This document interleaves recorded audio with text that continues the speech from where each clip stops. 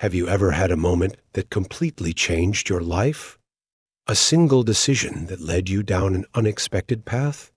My name is Sarah, and I'm going to tell you two stories, one about heartbreak and one about finding true love. Both started with a simple walk in the night, but they couldn't have ended more differently. Let me take you back 10 years to a small village where everyone knew everyone else's business, and secrets were as rare as snow in summer. I was 18 then, young and full of dreams, believing that love was just like in the movies, passionate, dramatic, and always perfect. In our village, there was one boy who caught everyone's attention, Alex. At 23, he was the kind of handsome that made girls forget how to breathe when he walked by. He drove the only sports car in our village, and his smile could light up a room. I wasn't the only girl who dreamed about him, but I was the one who believed I could change him despite all the warnings. "Stay away from Alex," my mother would say, her eyes filled with concern. "That boy is nothing but trouble." My aunt would shake her head whenever she saw him drive by. "He's got a dark heart, that one." But when you're 18 and in love, warnings sound like jealousy, and concern feels like control. I thought I knew better. I thought everyone else was wrong about Alex. After all, how could someone with such a beautiful smile be bad? Then came the Saturday night that would change everything. The village was hosting its annual summer dance, an event that turned our usually quiet community center into a magical place filled with music and laughter. I begged my mother to let me go. "Please, Mom," I pleaded. "I'll stay with my friends the whole time. I promise." After what felt like hours of negotiation, she finally agreed, though I could see the worry in her eyes. If only I had listened to that worry. The party started slowly, just a few people swaying to the music under colorful lights. But as the night grew darker, more villagers arrived, and among them was Alex. He wore a black leather jacket despite the summer heat, and his hair was perfectly styled. When his eyes met mine across the room, my heart forgot how to beat properly. He asked me to dance, and in that moment, I felt like the luckiest girl in the world.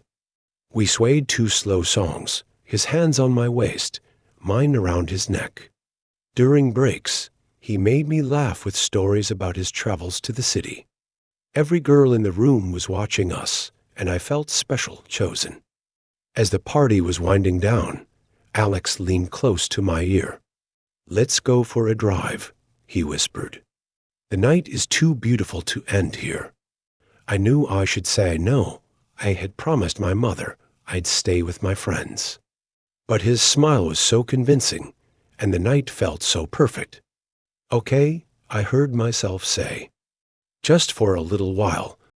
His car was sleek and fast, purring like a cat as we drove through the quiet village streets.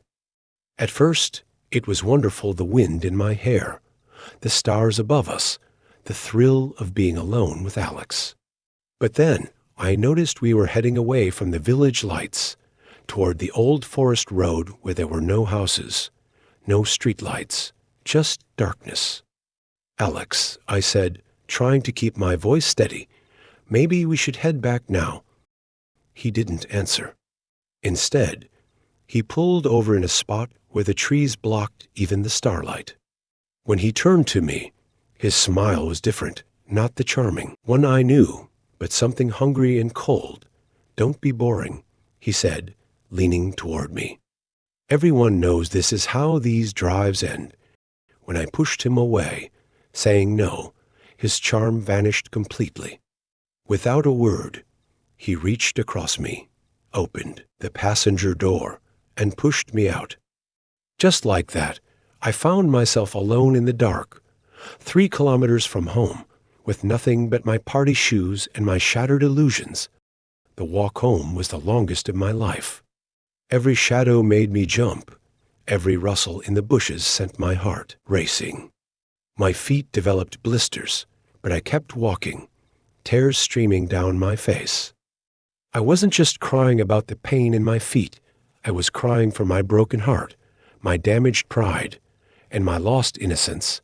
When I finally reached home, I didn't tell my mother what had happened.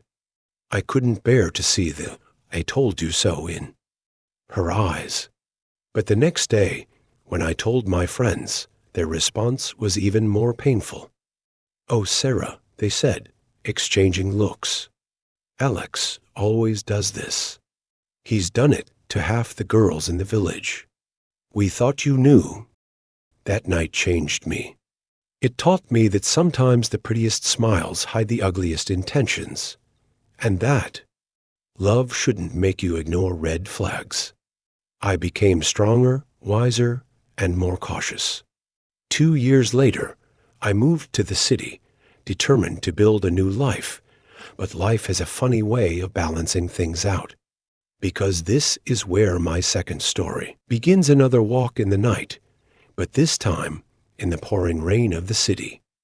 I was 20 then, working at a small bookstore that smelled of paper and possibilities. I loved my job helping people find their next adventure between pages, recommending stories that might change their lives. Every morning, I walked to work, rain or shine. One particularly gray morning, the sky opened up without warning. I hadn't brought an umbrella, so I took shelter under a tree, watching the rain turn the sidewalk into a river of reflections. That's when I saw him, a tall figure with a bright red umbrella, walking purposefully through the rain. He stopped when he saw me huddled under the tree. "Need some help?" he asked, his voice warm and kind. His name was Daniel, and he worked in the office building next to my bookstore. Unlike Alex's practiced charm, Daniel's smile was genuine, reaching all the way to his eyes. That red umbrella became our beginning. The next day, he came to the bookstore, browsing through shelves but clearly more interested in conversation than books. He came back the next day and the next until it became our daily routine. We talked about everything books we loved, movies that made us cry, dreams we held close to our hearts. Daniel told me about his younger sister, whom he helped raise after their mother died. He shared his dream of traveling the world, not to show off like Alex had, but to learn about different cultures and ways of life. When he talked about his family, his eyes lit up with genuine love. Then, suddenly, Daniel stopped coming to the bookstore. Days turned into weeks, and the store that had become my favorite place felt empty without him. I hadn't realized how much I'd come to depend on our daily conversations until they were gone. One rainy evening, feeling particularly low, I was walking home when I saw a familiar splash of red Daniel's umbrella. He was waiting outside my building, looking both nervous and determined. My sister was sick, he explained before I could speak. I had to go home to help take care of her. "I wanted to tell you, but I realized I never asked for your number. I've been kicking myself about that for 2 weeks."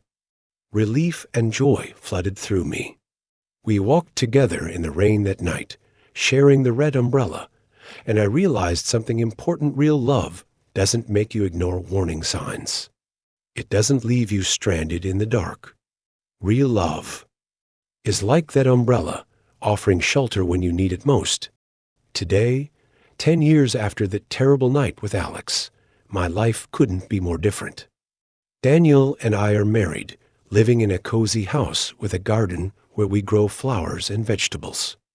We still have that red umbrella, and on rainy days, we take walks together, remembering how we met. I heard about Alex recently. After 2 failed marriages and years of heavy drinking, he's still in that village, still driving around in his fancy car, still trying to impress young girls with his charm. But his smile doesn't work as well anymore. Too many stories, too many warnings passed between mothers and daughters. As for me, I'm expecting my first child, and sometimes I think about the lessons I'll teach them. I'll tell them that love shouldn't make you feel small or scared. Real love is like a good book. It opens your world instead of limiting it. It's like a sturdy umbrella in a storm, offering protection, not leaving you stranded. Life has a way of teaching us exactly what we need to learn. That walk in the dark taught me to trust my instincts and listen to warnings. But that walk in the rain taught me something even more important. Sometimes the best things in life come when you least expect them, like a kind stranger with a red umbrella on a rainy day. Remember, your life story is still being written. Don't let one bad chapter define your whole book. Sometimes the most beautiful stories start on the darkest nights or the rainiest days. You just have to keep walking, keep believing, and keep your heart open to the possibility of something better waiting around the corner. Dear English learners, I hope this story not only helped you practice your English, but also touched your heart. Life's lessons come in many forms, and sometimes the best way to learn a language is through stories that move us, change us, and help us grow. If you enjoyed this journey of love, trust, and redemption, please don't forget to support our channel, Unfold English Stories, by giving this video a thumbs up, subscribing to our channel, and sharing it with your friends who are learning English. Your support helps us create more engaging stories that make learning English an adventure. Leave a comment below sharing your own story of trust and love. It's a great way to practice your English while connecting with our wonderful community. See you in our next story. Remember, every ending is just a new beginning.